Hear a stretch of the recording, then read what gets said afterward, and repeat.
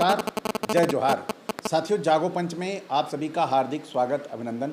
साथियों, आप सभी को पता होगा हमारे उपनिषदों, धार्मिक ग्रंथों और जो भी वेद हैं उनके आधार पर हम सभी को यही जानकारी है कि ब्रह्मा के मुख से ब्राह्मण पैदा हुआ और भुजाओं से क्षत्रिय, उदर से वैश्य और पैरों से शूद्र। लेकिन आज आपको पता लगेगा कि ब्रह्मा के मुख से कोई वर्ण नहीं पैदा हुआ, ये ब्राह्मण के मुख से सब कुछ पैदा हुआ है। यानी जो ब्रह्मा का नाम लिया गया वो ब्रह्मा नहीं है, वो ब्राह्मण है। आज की इस जो मैं कहानी आपको पढ़ के सुनाऊंगा, ब्राह्मणवाद थू नामक पुस्तक से, इसको पढ़ने के बाद आपको लगेगा कि वास्तव में हमारे समाज के साथ कैसे धोखा किया गया था, कैसे क्षत्रिय बने, कैसे वैश्य बने, कैसे शूद्र बने और शूद्र कौन थे, यह आपको पता चलेगा। शूद्र वास्तव में इस देश के क्षत्रिय राजा थे। जो आज हमारे समाज में ये प्रचलन है कि सभी जातियां क्रमशः यादव, जाटव और हमारे पटेल भाई, मौर्य और पाल, अन्य ये जितनी जातियां हैं ये सभी की सभी क्षत्रिय थे। कैसे क्षत्रिय थे और ये क्षत्रिय कैसे शूद्र बन गए? यह शूद्र जो है ब्रह्मा ने नहीं, ब्राह्मण ने बनाया था। आज ये कहानी पढ़ने के बाद, सुनने के बाद आपको मालूम चल जाएगा। लेकिन आप सभी का दायित्व बनता है, मैं जो पढ़ के सुना रहा हूँ वह पुस्तक इंटरनेट पे उपलब्ध है और इस पुस्तक की प्रामाणिकता के बारे में जागो पंच का कोई सरोकार नहीं है, ना कोई मतलब है। केवल जागो पंच इस उद्देश्य से पढ़ के सुना रहा है कि हमारे समाज में क्या वास्तव में ऐसा पीछे हुआ था जो आज हमारे पूरे ओबीसी एससी समाज को एक शूद्र का दर्जा दे दिया गया, शूद्र बना दिया। क्या ये वास्तव में इसमें जरा सी भी सच्चाई है? अब अगर जरा सी भी सच्चाई है तो इसका निर्णय हमारे दर्शक लेंगे, इस पुस्तक को सुनने वाले लेंगे कि वास्तव में ये कहानी सत्य थी या इस पुस्तक में कुछ गलत लिखा है। इसकी समीक्षा तो होनी ही चाहिए। आइए चलते हैं पुस्तक की ओर। शूद्र कौन शीर्षक दिया हुआ है। मनु के अनुसार ब्राह्मण, क्षत्रिय और वैश्य को छोड़कर शेष सभी शूद्र हैं।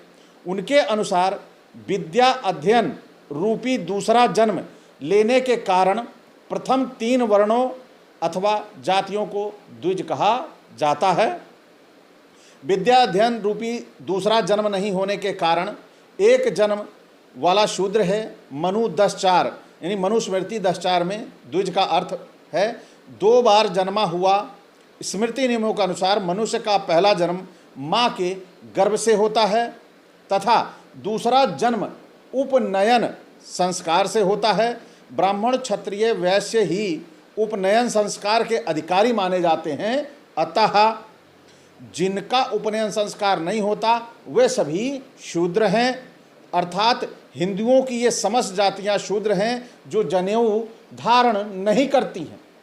तो जनेऊ धारण कौन नहीं करता है? जनेऊ धारण ओबीसी एससी नहीं करता है। हमारे कुछ ओबीसी भाई हैं जो स्वतः ही जनेऊ धारण कर लेते हैं, लेकिन उनका जनेऊ धारण संस्कार नहीं होता, वो खुद ही ये संस्कार अपने आप कर लेते हैं और जनेऊ धारण करते हैं। बुद्ध से 5 सदी पहले भारत में भरत नामक समुदाय का वर्चस्व था। भरत क्षत्रिय थे। इसी कुल में से 1150 ईसा पूर्व से में सुदास नामक राजा हुआ। ये सुदास नामक राजा कौन था? ये जो कहानी वर्णित की गई है इसमें लिखा गया है बुद्ध से 5 सदी पहले। तो ये पुस्तक पहली बात तो यहीं पर फेल हो जाती है। बुद्ध से 5 सदी पहले ऐसा कुछ नहीं था। बुद्ध के बाद की सारी ये कहानियां हैं, बुद्ध के आसपास की ही सभी कहानियां हैं, क्योंकि बुद्ध भी कोई प्रमाणिक रूप से एक नहीं, कई लोग, बुद्ध जो है कई व्यक्तियों के को बुद्ध कहा गया है, यानी एक बुद्ध नहीं हुए हैं। हमारे यहाँ बुद्ध कई हुए हैं, यानी जो बुद्धिमान होता था, जिसे ज्ञान प्राप्ति हो जाती थी, उसे बुद्ध की संज्ञा दी जाती थी। तो यहाँ पर देखिए आप, 5 सदी पहले भरत जो था राजा, उसके जो सुदास उसका बेटा था, उसके कुल में ये 1150 ईसा पूर्व में सुदास नामक राजा हुआ। ऋग्वेद में सुदास को महानतम राजा बताया गया है। उस समय एक भयंकर युद्ध हुआ था जिसे 10 राज्य युद्ध के नाम से भी जाना जाता है। सुदास ने अपने कुल का नेतृत्व किया और युद्ध में विजय कर हीरो बना, उसे सम्राट बनाया गया। ब्राह्मण वशिष्ठ ने उसका राजतिलक किया। उस समय भी ब्राह्मणों और क्षत्रियों में श्रेष्ठता का संघर्ष जारी था, यानी कि श्रेष्ठता की लड़ाई चल रही थी कि कौन श्रेष्ठ है, हम हैं या तुम हो। क्षत्रिय ऋषि विश्वामित्र का मत था कि कोई भी ब्राह्मण बन सकता है। सुदास ने उसका समर्थन किया और यहाँ तक ये फतवा दे दिया कि पुरोहित बनने के लिए ब्राह्मण होना अनिवार्य नहीं। उसने अपने हित पर पुरोहित पद पर ब्राह्मण ऋषि वशिष्ठ को हटाकर क्षत्रिय ऋषि विश्वामित्र को आसीन कर दिया। तत्पश्चात ब्राह्मणों के लिए राजा सुदास का यह कदम नागवर गुजरा और सीधे सीधे उनकी रोजी रोटी पर ही नहीं बल्कि उनकी इज्जत पर भी हमला था। ब्राह्मणों ने कुपित होकर सुदास कुल के क्षत्रियों का उपनयन संस्कार बंद कर दिया और उन्हें शूद्र भी घोषित कर दिया तथा तब भारतीय आर्य समाज में चौथे वर्ण शूद्र का जन्म हुआ। राजा सुदास और उनके कुल को शूद्र बना देने के बाद जो भी व्यक्ति या कबीला ब्राह्मणों के विरुद्ध बोलता था उसे शूद्र घोषित कर देते थे। इसके साथ ही ब्राह्मणों ने चारों वर्णों को एक दूसरे से ऊंचा नीचा भी घोषित कर दिया। अब यहाँ पे आपको स्पष्ट हो गया, ब्रह्मा के मुख पैरों से शूद्र की उत्पत्ति नहीं हुई है, ब्राह्मण के मुख से शूद्र की उत्पत्ति हुई है। ब्राह्मण का मुख है, इससे शूद्र की उत्पत्ति हुई है, ब्रह्मा के पैर से नहीं हुई। अब आपके दिमाग में ये स्पष्ट तौर पर घुस जाना चाहिए कि ब्राह्मण के मुख से शूद्र जन्मा है, ब्रह्मा के पैर से नहीं। और आर्य इतिहास की यह सबसे बड़ी घटना है। ब्राह्मणवादी इतिहासकारों ने इस घटना का कहीं कोई जिक्र नहीं किया। इस घटना की वजह से करोड़ों लोगों को आज शूद्र बनकर रहना पड़ रहा है। बाबा साहिब अम्बेडकर ने उपनयन संस्कार बंद किए जाने का समाज पर जो प्रभाव हुआ उसको निम्न रूप से परिभाषित किया है। जहां पहले जनेऊ का मात्र धार्मिक महत्व था, अब उसका सामाजिक महत्व भी बन गया। जनेऊ धारण करना बड़प्पन की निशानी बन गया था। जनेऊ धारण करने वाले द्विज स्वयं को ऊंचा समझने लगे थे और उपनयन न होने के कारण शूद्र बने क्षत्रिय स्वयं को हेय समझने लगे थे।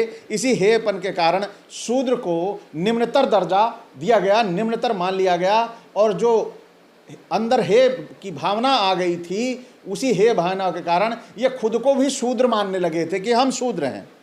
मात्र उपनयन करवा चुके आर्य ही यज्ञ के अधिकारी होते थे, अतः शूद्रों को यज्ञ करवाने का अधिकार नहीं रहा। यज्ञ न करवा पाने के कारण इनकी सामाजिक प्रतिष्ठा भी समाप्त हो गई। ब्राह्मणिक पूर्व मीमांसा के नियम अनुसार व्यक्ति को विरासत में संपत्ति इसलिए मिलती है ताकि वह यज्ञ कर सके। उपनयन नहीं होने के कारण शूद्र क्योंकि यज्ञ करने के अधिकारी नहीं थे, अतः उन्हें अपने बाप दादा की संपत्ति के उत्तराधिकार से भी हाथ धोना पड़ा। मनु ने तो साफ ही घोषणा कर दी थी, कोई भी ब्राह्मण किसी भी शूद्र की संपत्ति छीन सकता है। उपनयन नहीं होने के कारण शूद्र को पढ़ने से वंचित कर दिया गया। विद्या नहीं मिल पाने के कारण उनके साथ जो हुआ उसे महात्मा ज्योतिबा फुले जी ने अधिक सटीक शब्द कोई शायद ही कह सकता है कि उनके अनुसार एक अविद्या के कारण ही शूद्र धार्मिक, आर्थिक व सामाजिक तौर पर पिछड़ गए। आर्यों में हर राजा के लिए यज्ञ करना विशेषता, अश्वमेध यज्ञ करना अनिवार्यता की हद की परिपाटी बन चुका था। उपनयन नहीं होने के कारण शूद्र क्योंकि यज्ञ करने से वंचित किए गए, अतः ये राजसत्ता की कल्पना सपने में भी नहीं कर सकते थे। यहाँ एक बात स्पष्ट करना आवश्यक है कि यह बदलाव एक दिन में नहीं आ गया था, बल्कि धीरे धीरे हुआ था। अतः हम पाते हैं कि मौर्य वंश तक भारत में शूद्रों का राज रहा।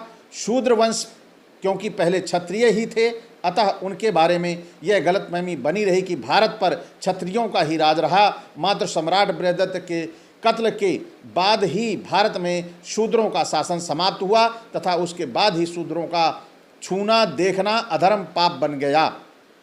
और ब्राह्मण शास्त्रों यानी मनुस्मृति के अनुसार द्विज माँ बाप चाहें कि उनका बेटा ब्राह्मण बने तो उनका 8वें साल में उपनयन संस्कार करवा दे। अगर माँ बाप चाहे कि उसका बेटा क्षत्रिय बने तो उसका 11वें साल में उपनयन संस्कार करवा दें। अगर वे चाहें तो उसका बेटा वैश्य बने तो उसका 12वें साल में उपनयन संस्कार करवा दें। अगर वे जल्दी करना चाहें तो यह संस्कार 5वें, 6ठे, 8वें साल में भी किया जा सकता है।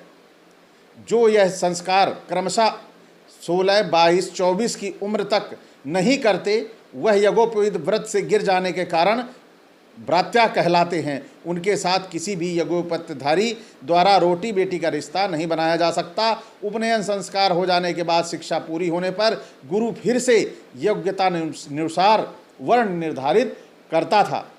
ब्राह्मण शास्त्रों का यह भी मत है कि जन्मना जायते शूद्रा संस्कार द्विज उच्यते, अर्थात जन्म से सभी शूद्र होते हैं, केवल संस्कार से ही आदमी द्विज बनता है। तो आप सभी को यहाँ पर स्पष्ट हो गया होगा कि शूद्र कौन थे। यह कोई मतलब रॉकेट साइंस नहीं है कि ब्रह्मा के मुख से या कोई ऐसा कोई खेल नहीं था कि मुख से ब्रह्मा के 4 वर्ण पैदा हो जाते और उनके शरीर के रोए रोए से कुछ ना कुछ पैदा दिखाया गया है हमारे ग्रंथों में। लेकिन यह पूरी तरह से निराधार है, क्योंकि उन्हें ज़रूरत नहीं थी पैदा करने की, ज़रूरी नहीं था कि मुंह से ही पैदा करते, उनमें शक्तियाँ थी।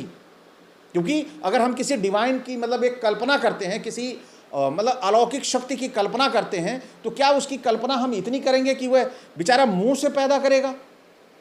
जब कल्पना ही कर रहे हैं तो हम कल्पना करेंगे कि वो अपना हाथ ऐसे उठा लेगा या ऐसे ऐसे कर दिया, निर्माण हो रहा है, ऐसे ऐसे किया, निर्माण हो रहा है, ऐसे किया, निर्माण हो रहा है।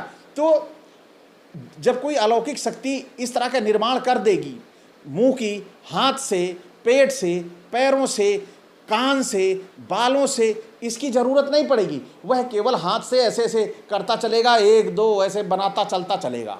यूं नहीं कि वो मुंह खोलेगा धड़ाधड़ धड़ाधड़ धड़ाधड़ ब्राह्मण निकल रहे। ये ऐसा कोई विधान नहीं है। यह केवल इसको ब्राह्मण के मुख से, ब्रह्मा के मुख से नहीं, ब्राह्मण के मुख से जो निकला वही ब्रह्म वाक्य बन गया, वही ब्रह्मा बन गया। क्योंकि इसके अलावा हमारे यहाँ कोई दूसरा प्रमाण नहीं है। क्योंकि शूद्र जो बने हैं वह आप सभी को पिछले कई वीडियो लगातार इसी पे आ रहे हैं। अब यहाँ पर आप सभी को स्पष्ट हो गया होगा कि ये जो आज शूद्र का जीवन जी रहे हैं ये पूर्व के क्षत्रिय हैं, और आज ये शूद्र बनाए गए थे। शूद्र पैदा नहीं हुआ था, शूद्र बनाए गए थे। और बनाया किसने था? ब्राह्मण ने बनाया था। यह इस पुस्तक के अनुसार सारी बातें स्पष्ट हो रही हैं। क्योंकि सुदास को जब शूद्र बना दिया तो ये पहले शूद्र थे, यह पहले शूद्र थे, क्योंकि इन्हें ब्रह्मा ने नहीं ब्राह्मण ने बनाया था। तो साथियों आप सभी को स्पष्ट हो गया होगा कि शूद्र कौन है। तो आप सभी अब यह चिंतन मनन करिए कि आपको शूद्र बनाया क्यों गया था। और अगर आपको पता लग गया हो वीडियो देखो आपको शूद्र बनाया क्यों गया था, और आज उनके हिसाब से जब मैं उनकी बातें नहीं मान रहा हूं, उनकी बातें नहीं सुन रहा हूं, उनके ग्रंथों को मैं नहीं मान रहा हूं, क्योंकि वो पढ़े लिखे थे, अपने मन से उन्होंने लिख डाला, जो मर्जी हो लिख डाला, तो क्या अब तुम्हें किसने अधिकार दिया है कि तुम जो लिख डाले हो वो सभी के ऊपर थोपोगे? तुम्हें किसी ने अधिकार नहीं दिया है, क्योंकि अब भारत में संविधान का राज लागू है।